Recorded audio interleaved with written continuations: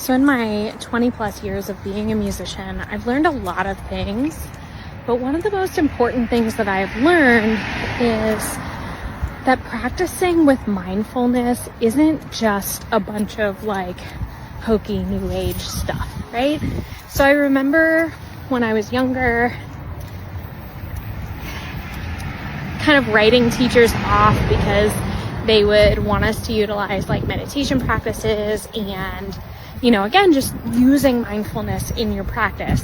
And again, I really thought that and, you know, like Alexander technique and all those things were all just kind of like hokey new age things. One of the reasons why these types of practices are so important, especially when it comes to mindfulness, is that, again, it keeps you very present in your practice. You're not just kind of running through the motions, which I think that we are taught early on that if we're, you know, just kind of running through it every day, that we'll get better.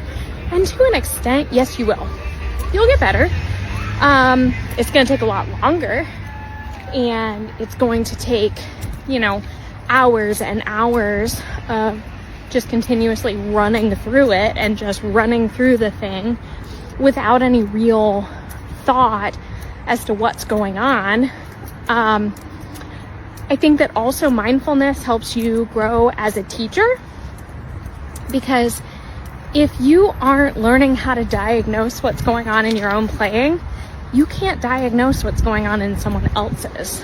So those are a few reasons why mindfulness in your practice and in your playing is so important to utilize. And that's why I encourage it so much in my lessons by asking questions and having you learn to diagnose your own playing. So I will say things like, you get done playing and I will say things like, okay, how would you rate that on a scale of 1 to 10?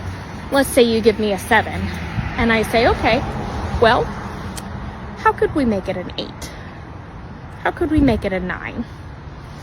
And having you go through that thought process is a life changer. It's teaching you not just how to be a good player and not just how to play mindfully, but it's also teaching you how to be a teacher.